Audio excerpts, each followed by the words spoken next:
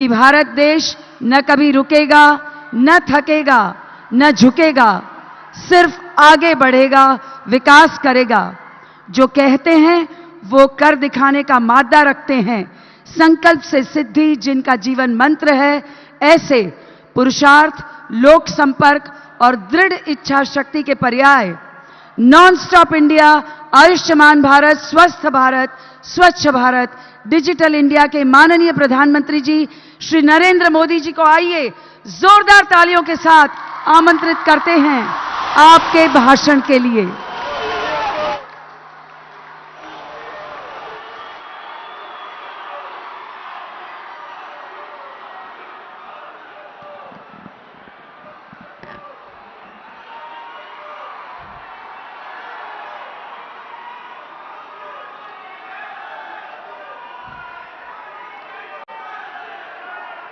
सबसे पहले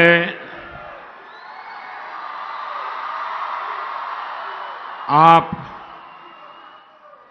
हमारे देश के वीर जवानों के नाम अपना मोबाइल फोन निकाल करके इसकी बैटरी फ्लैश चला करके हम वीरों का सम्मान करेंगे।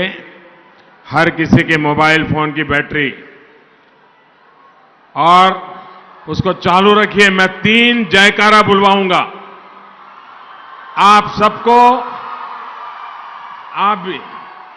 सबको भी 3 जयकारा बोलना है।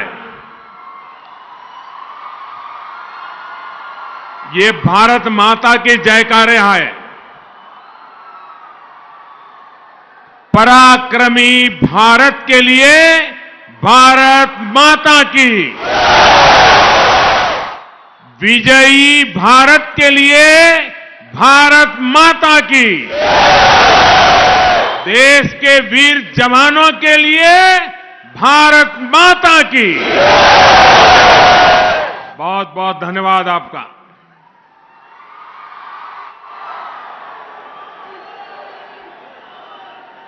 गुजरात के लोकप्रिय मुख्यमंत्री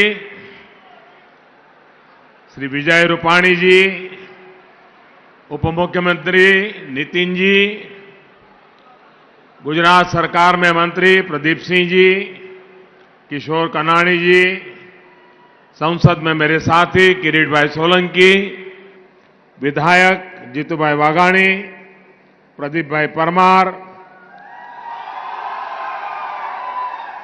अहमदाबाद की मेयर श्रीमती बिजलबेन और यहां पधारे हुए सभी उत्साही प्यारे भाइयों और बहनों,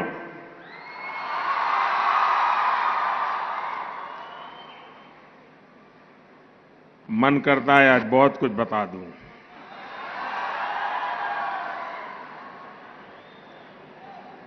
आज अहमदाबाद के विकास के लिए, यहां के जन जन के लिए ऐतिहासिक दिन है। थोड़ी देर पहले अहमदाबाद मेट्रो के पहले फेज का लोकार्पण हुआ है और साथ साथ दूसरे फेज का शिलान्यास भी हुआ है। और अभी यहां पर अहमदाबाद की ही नहीं बल्कि गुजरात की, देश की एक बहुत बड़ी स्वास्थ्य सुविधा का लोकार्पण किया गया है। अहमदाबाद के जीवन को बदलने वाले इन प्रोजेक्ट्स के लिए मैं आप सबको बहुत बहुत बधाई देता हूं। साथियों, आप ही की तरह आज मेरा भी बरसों पुराना सपना पूरा हुआ है। यहां आने से पहले मैंने अहमदाबाद मेट्रो में सफर किया। उस दरमियान लोगों का उत्साह और उनकी खुशी को अनुभव किया। सच में मन आनंद से भर गया। उत्तरायण में जैसे लोग छत पर होकर के पतंग उड़ाते हैं, वैसे ही आज छत पर खड़े होकर लोग अपनी मेट्रो का स्वागत कर रहे थे। पूरे रास्ते पर शायद ही कोई छत ऐसी हो जिस पर लोग न जमे हुए हो। मेट्रो अहमदाबाद वासियों का बहुत बड़ा सपना वो आज हकीकत में बदल गया। साथियों, पहले चरण पर तो मेट्रो चल पड़ी है, दूसरे चरण का शिलान्यास भी आज हो गया है। एक काम खत्म और दूसरे पर काम शुरू, ये भी हमारी सरकार की और एक विशेषता है। एक हो जाए तो हम सोते नहीं हैं, दूसरे के लिए तैयारी करते हैं।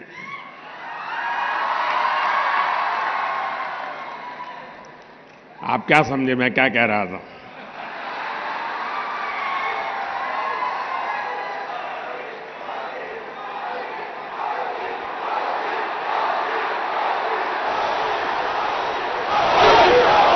अपने अपने हिसाब से मतलब निकालना सिर्फ कांग्रेस को ही आता है, आप ऐसा मत कीजिए।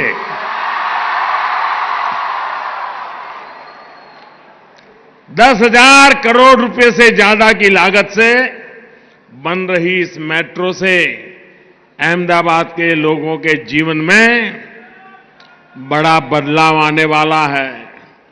लाखों अहमदाबादियों को इसका लाभ होने वाला है। कल्पना कीजिए, दफ्तर जाने वाले साथियों को, यहां के उद्यमियों को, स्कूल कॉलेज जाने वाले विद्यार्थियों को कितनी राहत मिलने वाली है, समय की कितनी बचत होने वाली है। इससे अहमदाबाद में ट्रैफिक से जुड़ी समस्याओं को कम होगी ही, पर्यावरण का नुकसान भी कम होगा। और हमारा आप जानते हैं पुराना मंत्र, जिसका शिलान्यास हम करते हैं उसका उद्घाटन भी हम ही करते हैं। इसका मतलब क्या हुआ? नहीं, इसका मतलब क्या हुआ? नहीं, इसका मतलब क्या हुआ? इसका मतलब यह हुआ कि आज जो मेट्रो का शिलान्यास किया है, 3, 4, 5 साल जब भी उसका काम पूरा होगा, हम मौजूद होंगे। और ये सब कैसे हो रहा है?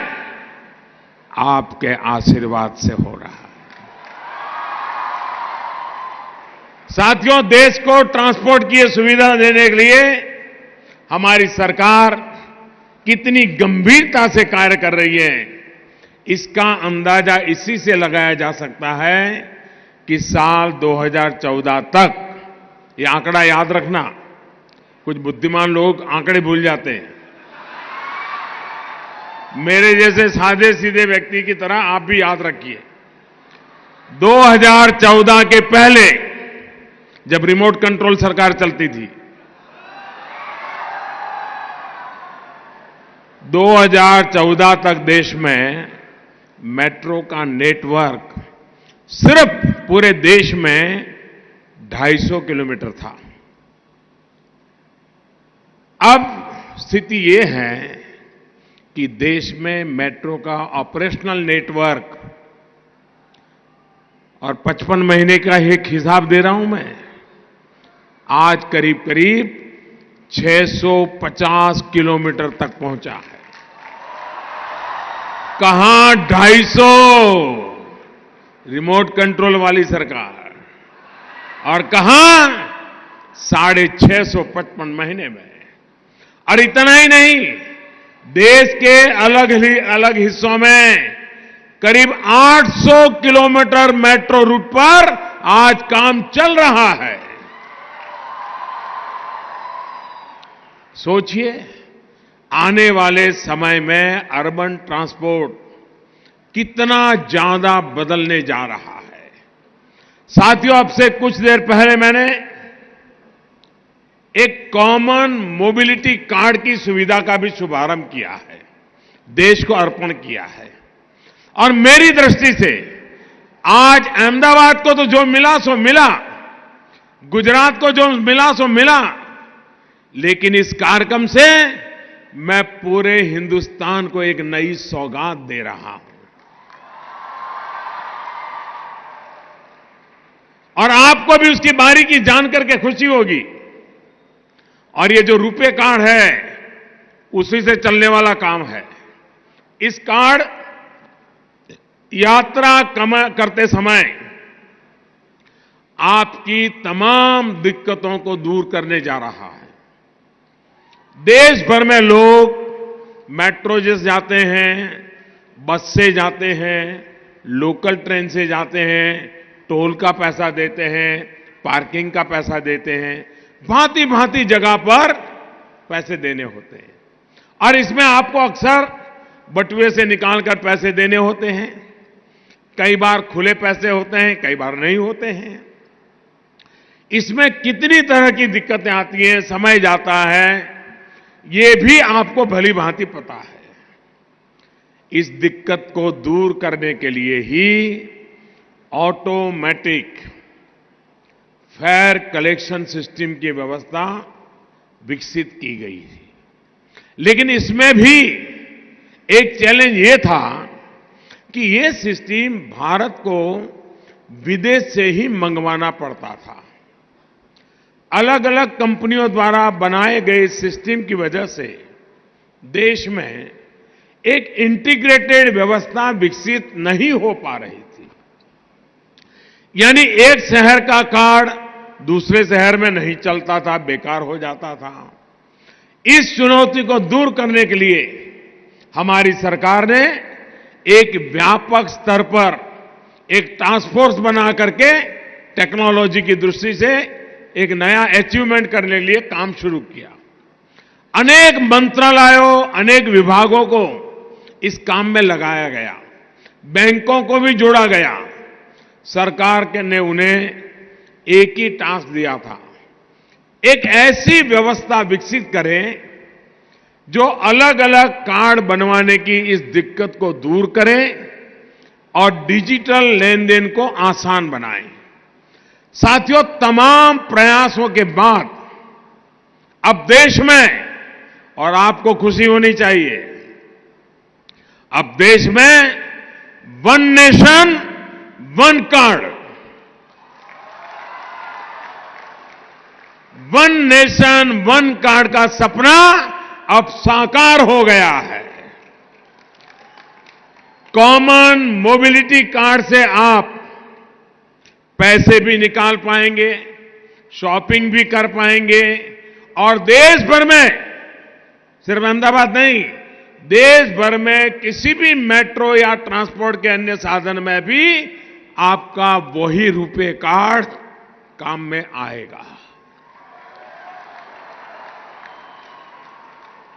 अगर मैं और आसान शब्दों में समझाऊं, तब आपके रुपे डेबिट कार्ड और मोबिलिटी कार्ड को मिलाकर एक किया जा रहा है। साथियों, इस व्यवस्था के साथ ही अब विदेशी तकनीक पर भारत की निर्भरता खत्म हो गई है। अब जो कुछ भी है वो मेड इन इंडिया। अब भारत दुनिया के उन कुछ इने गिने देशों की लिस्ट में शामिल हो गया है जिनके पास इस तरह की तकनीक है और जो अपने ट्रांसपोर्ट सिस्टम में वन नेशन वन कार्ड की व्यवस्था को लागू करने जा रहा है। देश के हर युवा को गर्व होगा कि हमारे नौजवानों ने अपने ही देश में बनी हुई ये तकनीक आज देश को समर्पित की है। मैं देश को और आप सभी को इसके लिए बहुत बहुत बधाई देता हूं। वैसे गुजरात के लिए भी ये गर्व की बात है कि यहां वडोदरा के सावली में जो मेट्रो के कोच बन रहे हैं वो अब एक्सपोर्ट भी किए जा रहे हैं। साथियों, ट्रांसपोर्ट सेक्टर को मजबूत करने के लिए आज अभी आपने देखा होगा, मैं नीली झंडी से हरी झंडी से ट्रेन को विदा कर रहा था। आज पाटन भिलडी नई रेल लाइन का उद्घाटन और आनंद गोधरा की रेलवे लाइन के दोहरीकरण का शिलान्यास भी किया गया है। मैं छोटा था, हर एमपी पाटन भिलडी रेलवे लाइन की बात करता था। बचपन से मैं सुनता आया था, पहली बार ये काम हुआ। साहब बताइए कैसे चला होगा पहले। साथियों, आज से 2 दशक पहले गुजरात जिस स्थिति में था वो आज की नई पीढ़ी को शायद ही पता होगा। हालत ये थी कि राज्य के बहुत से इलाके पानी के लिए तरसते थे। इलाज किए लोगों को शहर शहर भटकना होता था। 24 घंटे बिजली एक सपने की बात थी। ज्यादातर इलाकों में जीना इतना कठिन था कि लोग पलायन करने पर मजबूर थे। विशेषकर मेरे आदिवासी भाई बहनों को तो कोई पूछने वाला ही नहीं था। अब आज गुजरात जहां है वो गुजरात में रहने वाले प्रत्येक व्यक्ति के परिश्रम का परिणाम है। कुछ ही वर्षों में गुजरात के लोगों ने अपने गुजरात की तस्वीर बदल दी है। भाइयों और बहनों, गुजरात के विकास के और ऊंचाई देने वाले गुजरात के संतुलित विकास के लिए हमारी सरकार चाहे केंद्र में हो या राज्य में हो, हम चौतरफा विकास को काम कर लिए आगे बढ़ रहे हैं।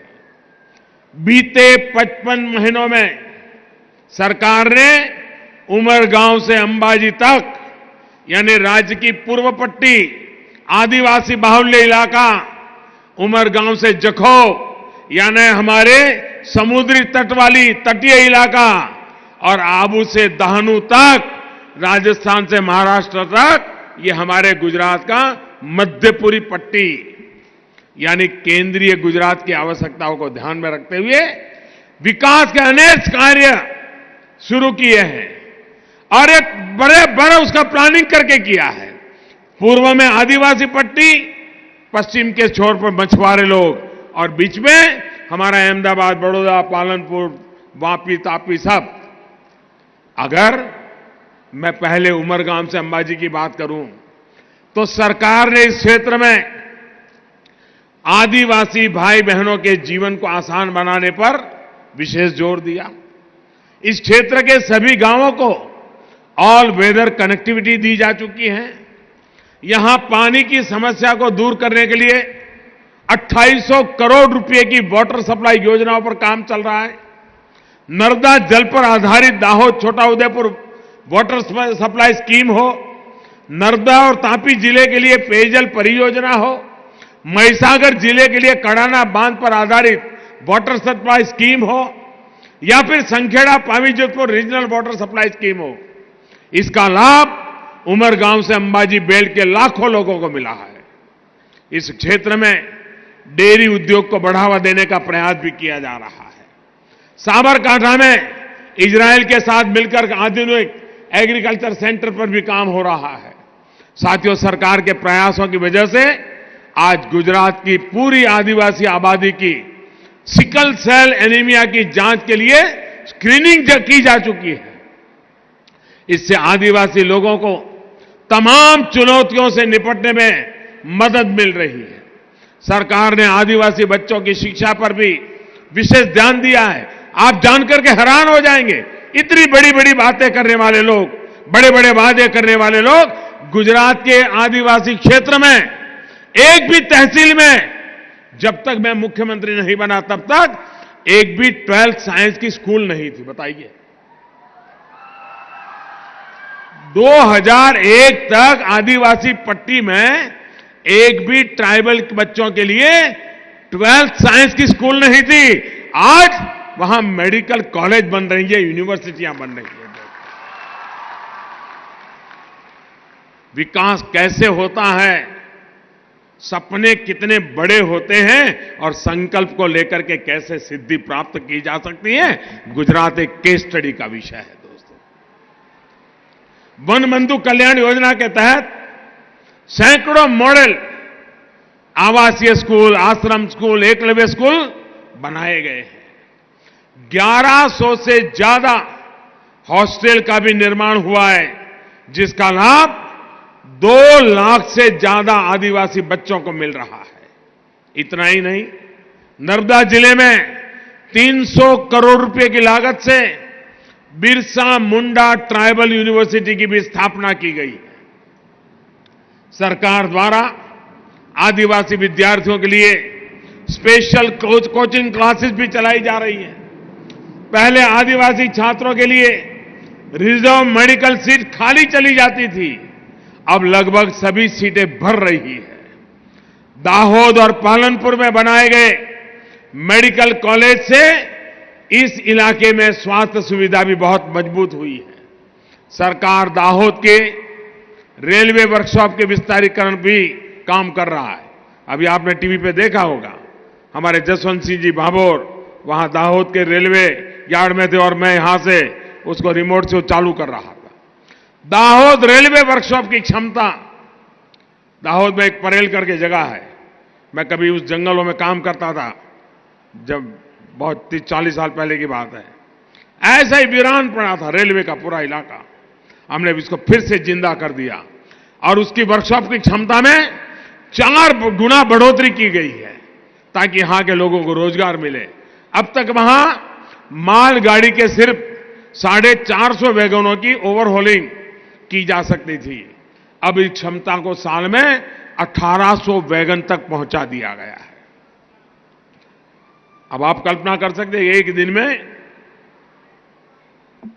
6 वैगन का काम, यानी कितने लोगों को रोजगार मिलेगा। इसके अलावा सरकार पर्यटन से जुड़ी सुविधाओं को भी विकसित कर रही है। केवड़िया में statue of unity, Sardar Vallabh भाई पटेल के स्मारक, दुनिया का सबसे ऊंचा स्टैच्यू, स्टैच्यू ऑफ लिबर्टी से उसकी हाइट डबल है। यह भी गुजरात कर सकता है। और उस स्टैच्यू ऑफ यूनिटी के दर्शन के लिए देश भर में कितना उत्साह है, ये आप भली भांति जानते हैं। अंबाजी में भी विकास से जुड़ी अनेक परियोजनाएं जारी हैं। इसी तरह सरकार राजपीपला में ट्राइबल म्यूजियम पर भी तेजी से काम करवा रही है। भाइयों और बहनों, स्वतंत्रता के आंदोलन में अपना महत्वपूर्ण योगदान देने वाले आदिवासी समूह को वो सम्मान नहीं मिला था जिसके वो हकदार थे। ट्राइबल म्यूजियम बनवाकर सरकार आदिवासियों ने आजादी के जंग में जो योगदान दिया था उसके प्रति लोगों को जागरूक करने का काम कर रही है। साथियों, गुजरात की सामुद्रिक ताकत से दुनिया भली भांति परिचित है। उमरगांव से लेकर के जखौ कच्छ में तक पूरा क्षेत्र हिंदुस्तान का सबसे लंबा समुद्री तट गुजरात के पास है। आज भी हमारी सामुद्रिक ताकत को बढ़ाता है। इस इलाके के विकास के लिए अनेक परियोजनाओं पर काम किया जा रहा है। गोगा से दहेज के बीच रोरो फेरी चलाने से लोगों के लिए आना जाना आसान हुआ है और उनके समय और पैसे की भी बचत हो रही है। सौनी योजना पर आधारित सिंचाई और पेयजल परियोजनाओं ने इस इलाके में पानी का संकट काफी हद तक कम किया है। अब सरकार ने समुद्री जल से साफ पानी निकालने की योजनाओं को भी गति दी है। जोड़िया समेत 6 और जगह पर डिसैलिनेशन का काम शुरू हो रहा है। इस पूरी कोस्टल बेल्ट के विकास के लिए, यहां की कनेक्टिविटी सुधारने के लिए सरकार ने सागरमाला कार्यक्रम के तहत 75,000 करोड़ रुपए से ज्यादा की परियोजना स्वीकृत की है। अकेले गुजरात के समुद्री तट पर 75,000 करोड़ रुपया सरकार ने द्वारका में मरीन पुलिस एकेडमी की भी स्थापना की है। भाइयों और बहनों, हम देश को 21वीं सदी में नई ऊंचाई पर ले जाने के साथ साथ अपनी पुरानी विरासत को संजोने का भी काम कर रहे हैं। गांधी जी के नमक सत्याग्रह को समर्पित दांडी स्मारक का अभी कुछ हफ्ते पहले ही लोकार्पण करने का मुझे सौभाग्य मिला था। और आज एक ऐसी चीज का शिलान्यास हो रहा है जिसकी पूरी दुनिया में गूंज होने वाली है। ये छोटी बात नहीं बता रहा हूं मैं, पूरे विश्व में सबसे पहला, हजारों साल पुराना सबसे पहला बंदर, ये गुजरात के लोथल का बंदर, 5000 साल पुराना बंदर। अगर दुनिया के किसी के पास ऐसी कोई जगह होती तो पूरी दुनिया को पागल करके छोड़ देता दोस्त। लेकिन अब जब मुझे भारत से सरकार में बैठ करके सेवा करने का मौका मिला है तो आज लोथल में नेशनल मैरीटाइम हेरिटेज कॉम्प्लेक्स का शिलान्यास भी किया गया है। हिंदुस्तान की सामुद्रिक शक्ति, दुनिया के संदर्भ में सामुद्रिक शक्ति, 5000 साल का हमारा सामुद्रिक जीवन को लेकर के ये ऐतिहासिक म्यूजियम बनने वाला है। आप कल्पना कर सकते हैं पूरे विश्व का कितना बड़ा टूरिज्म हमारे लोथल में आने को मजबूर हो जाएगा। गुजरात को रोजी रोटी के लिए कितनी बड़ी सुविधाएं हो जाएगी। साथियों, लोथल हमारी सामुद्रिक ताकत का प्रतीक रहा है। दुनिया के अनेक देशों के लोग, वहां नजदीक में वल्लभी यूनिवर्सिटी थे, वहां लोग आया करते थे, अध्ययन करने के लिए पहुंचते थे कि कैसे ये पोर्ट काम कर रहा है और इस क्षेत्र के व्यापार को बढ़ाने में मदद कर रहा है। कहते एक समय था जब सैकड़ों की तादाद में वहां झंडे फहरते थे और दुनिया के कई देश के झंडे वहां फहराया करते थे। नेशनल मैरीटाइम हेरिटेज कॉम्प्लेक्स हमें उसी गौरव का एहसास कराएगा। और ये भी मैं बता दूं, आज मैंने इसका शिलान्यास किया है, उद्घाटन कौन करेगा? कौन करेगा?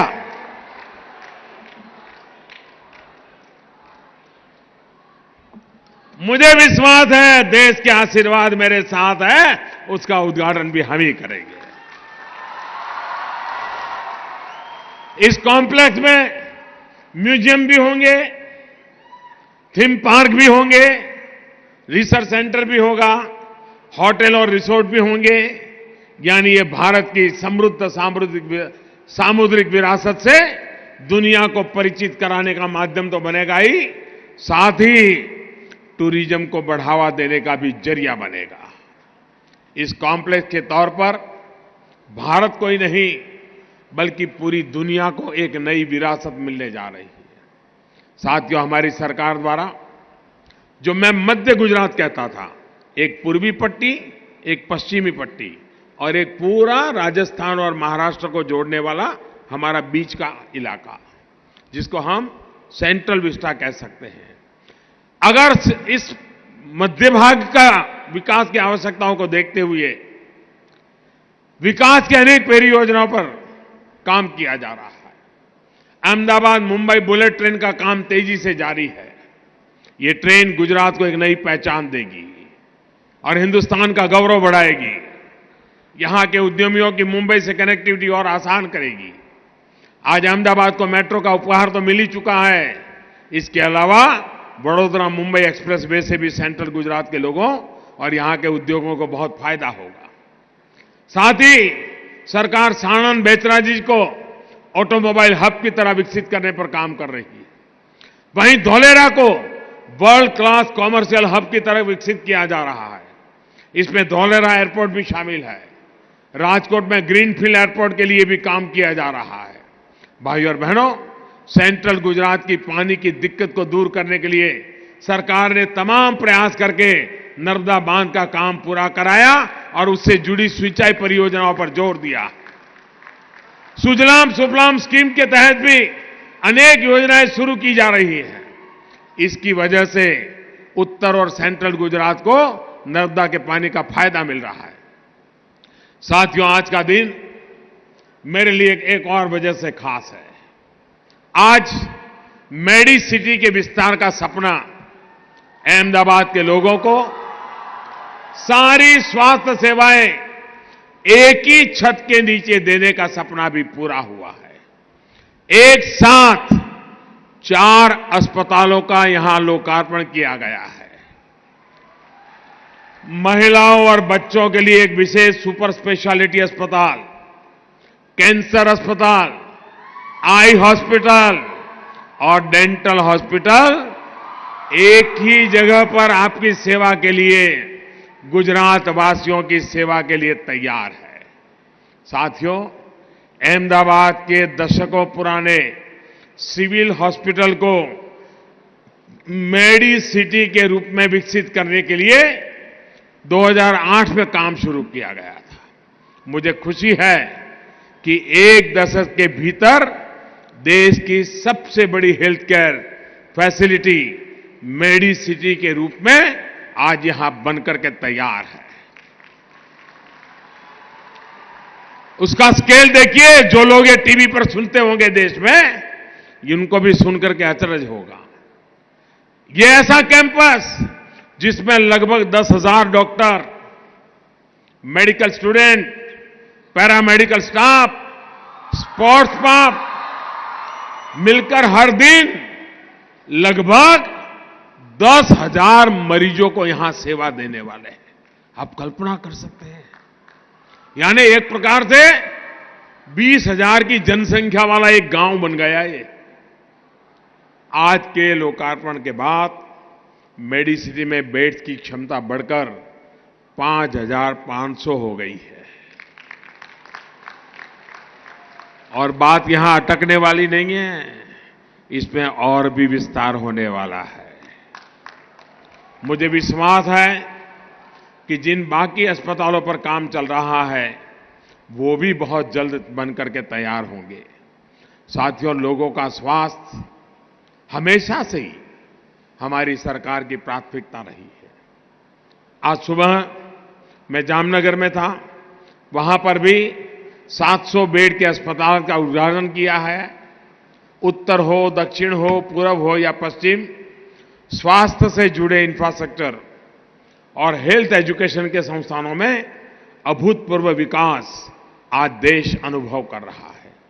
आज देश भर में 22 एम्स या तो काम कर रहे हैं या उसका कंस्ट्रक्शन का काम चल रहा है। इनमें से 15 एम्स पर बीते 5 वर्षों में ही काम हुआ है। 22 में से 15 इस 55 महीने में। हमारा प्रयास कि देश के छोटे से छोटे कस्बों तक बेहतर स्वास्थ्य सुविधाओं को ले जाया जाए। इसके लिए वेलनेस सेंटर से लेकर के मेडिकल कॉलेज तक एक सिलसिला चलाया जा रहा है, चेन चलाया जा रहा है। साथियों, एक वो भी समय था जब गरीब और निम्न मध्यम वर्ग को भाग्य के भरोसे छोड़ दिया गया था। न पर्याप्त अस्पताल थे और न ही इलाज में सहयोग देने के लिए कोई अच्छी योजना है।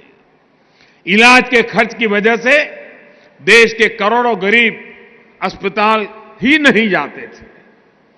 देश भर में आयुष्मान भारत, पीएम जय, ये पीएम जय योजना, लोग उसको मोदी केयर भी कहते हैं, ऐसे अनेक लाभार्थी, उनसे मैं मिलता रहता हूं।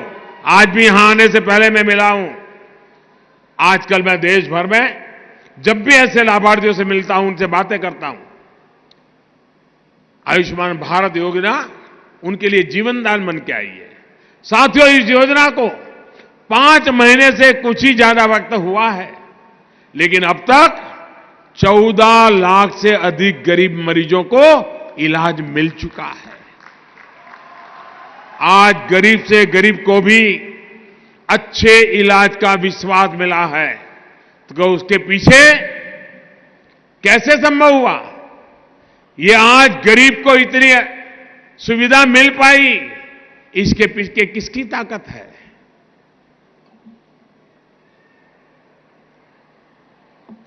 बताइए, किसकी वजह से हुआ है?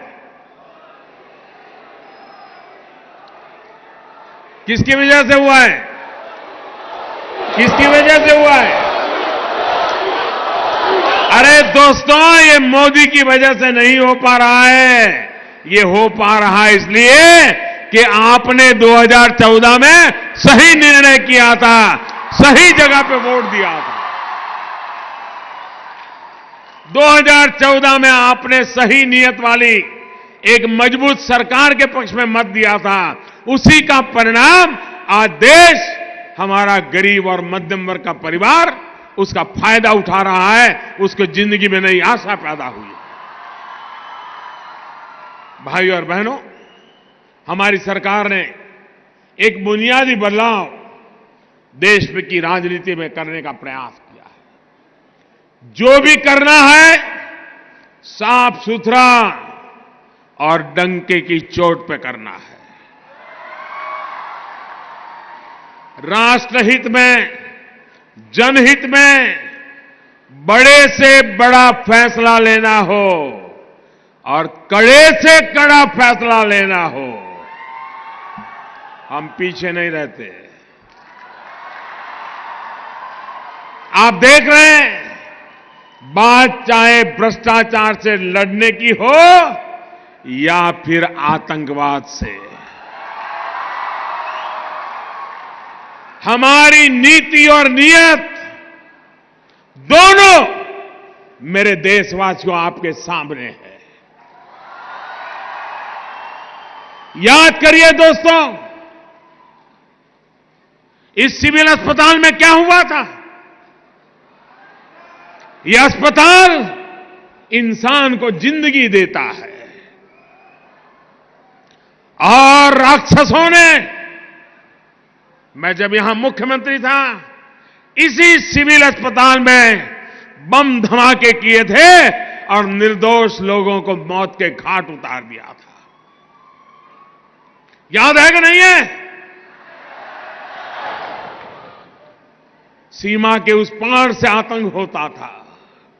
क्या उस समय दिल्ली में बैठे हुए लोगों का दायित्व नहीं था कि हिसाब चुकता करे? भाइयों बहनों, ऐसे ऐसे चीजें मेरे दिल में पड़ी हुई है। और मैंने उस दिन भी कहा था, पुलवामा के बाद मैंने पब्लिकली कहा था कि जो आग देशवासियों के दिल में है, वो आग मेरे दिल में भी है।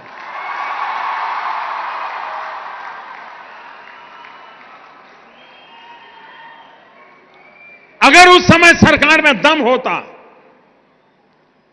तो अहमदाबाद की सिविल अस्पताल में निर्दोषों की जान लेने वालों को वहां जाकर के भी हिसाब चुकता कर देते। भाई,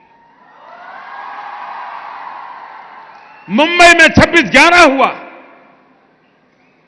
निर्दोष लोगों को मौत के घाट उतार दिया गया,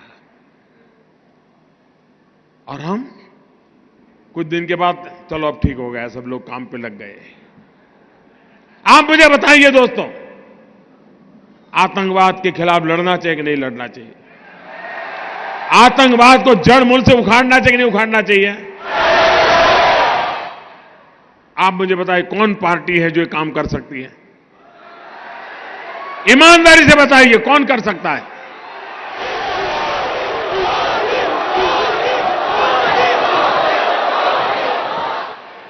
हम एक तरफ गलत करने वालों को सजा दे रहे हैं, तो वहीं ईमानदारी से काम करने वालों का सम्मान भी कर रहे हैं। और भाइयों बहनों, मैं आज अहमदाबाद की धरती पर आया हूं और सिविल अस्पताल में आया हूं, तो वो दृश्य मैं भूल नहीं सकता हूं। और इसलिए मैं आपको कहना चाहूंगा, 7वें पाताल में होंगे उनको भी मैं छोड़ने वाला नहीं हूं।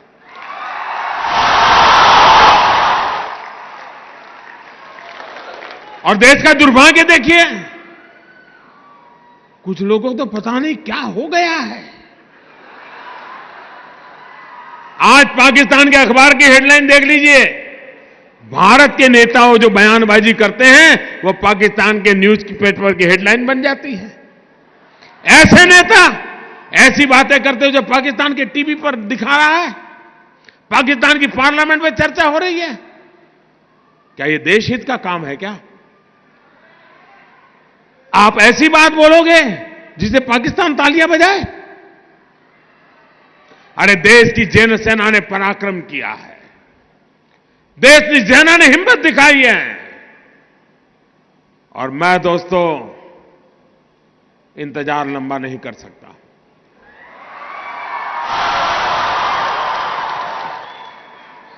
चुन चुन करके हिसाब लेना, ये मेरी फितरत है।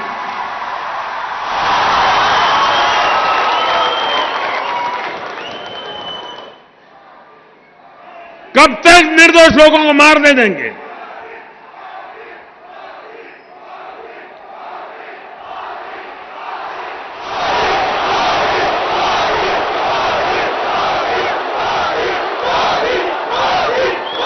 आप दोस्तों बताइए मुझे, आपको हमारे देश की सेना पर भरोसा है? उनकी बातों पर भरोसा है? वो जो कहते हैं उस पर आप विश्वास करते हैं? सेना जो कहे उस पर मुझे विश्वास करना चाहिए? सेना जो कहे उसको मुझे मानना चाहिए?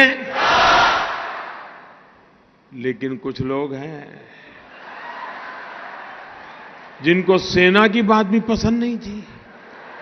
अरे मोदी की बात मत मानो भाई, मैं नहीं कहता हूं मेरी बात मानो, कम से कम सेना पर तो अविश्वास मत करो। उनके पराक्रम पर तो दाग मत लगाओ। वो जान की बाजी लगा करके खेलता है, वो देश के लिए मर मिटने के लिए निकलता है और सफल होकर के आता है तो आपकी नींद हराम हो जा रही है। और मान लीजिए ये हमारे सेना के लोग गए थे और मान लीजिए वहां कुछ हमारी योजना के हिसाब से ना हुआ होता और कुछ उल्टा हो गया होता, तो ये लोग क्या करते? क्या करते मुझे बताइए? किसका इस्तीफा मांगते हैं? किसका इस्तीफा मांगते हैं? क्यों भाई?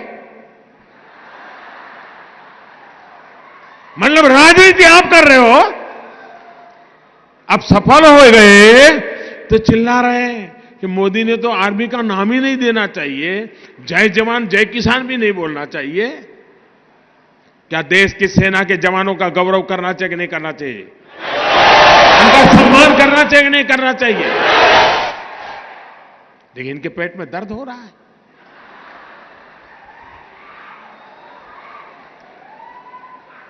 अब ये कहते हैं ये तो चुनाव वाला खेल है। जब सर्जिकल स्ट्राइक हमने पहली बार की तब कहां चुनाव था भाई? ये हमारा सिद्धांत है, हम घर में घुस के मारेंगे।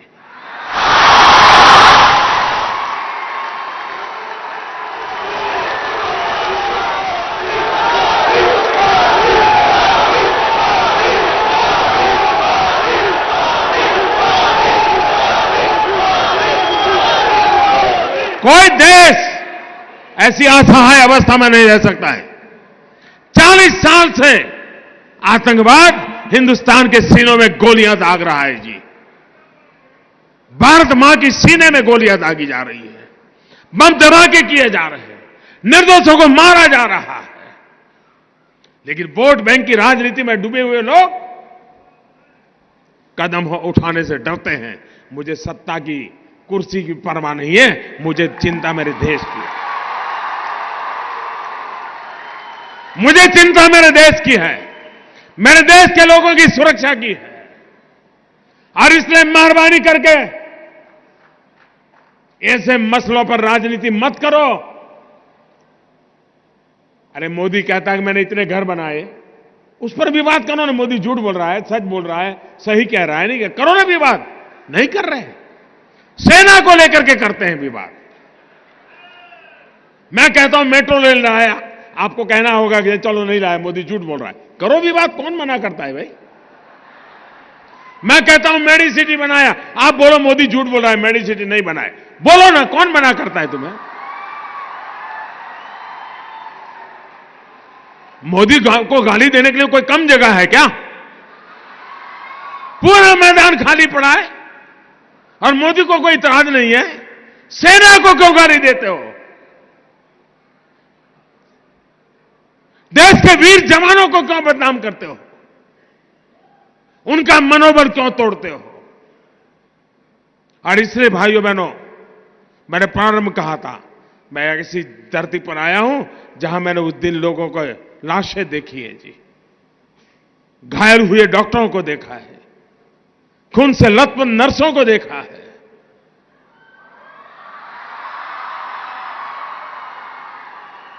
इसलिए मैंने कहा था मैं यहां आया हूं, खुल करके बोलूंगा।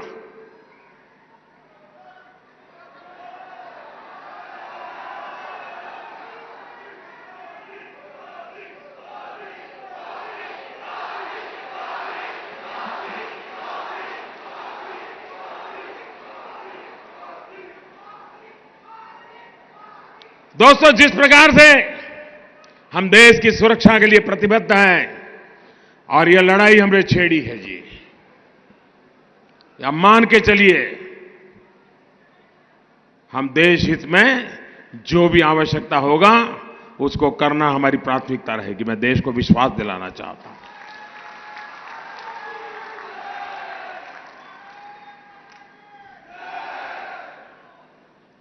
आपने देखा होगा इस बार हमारा बजट अंतरिम बजट है। अभी पूरा बजट तो जब दोबारा आप मुझे प्रधानमंत्री बनाओगे फिर से आने वाला है।